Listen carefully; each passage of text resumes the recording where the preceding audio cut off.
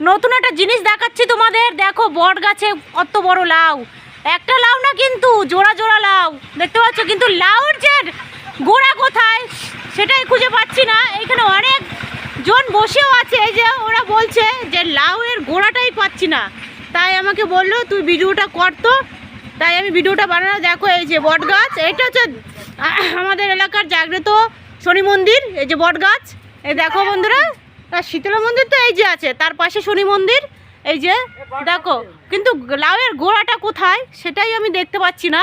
অনেকদিন ধরে এরা দিদিভাইরা খুঁজছে, তাই আমি তো ছিলাম না, আমার তো জানোই তো আমি এখন বিজনেস করি, তাই আজকে আমি বাড়ি রয়েছি, তাই তোমাদের ভিডিওটা করে দেখাচ্ছি। কোথাও দেখো গাছের কোনো পাচ্ছি না, গোড়া পাচ্ছি না, তাই ভাবছি তোমাদের কাছে একটু শেয়ার করলাম। যদি ভিডিওটা ভালো লাগে থাকে তাহলে লাইক কমেন্ট শেয়ার করে দিও, আর অবশ্যই পাশে থেকো।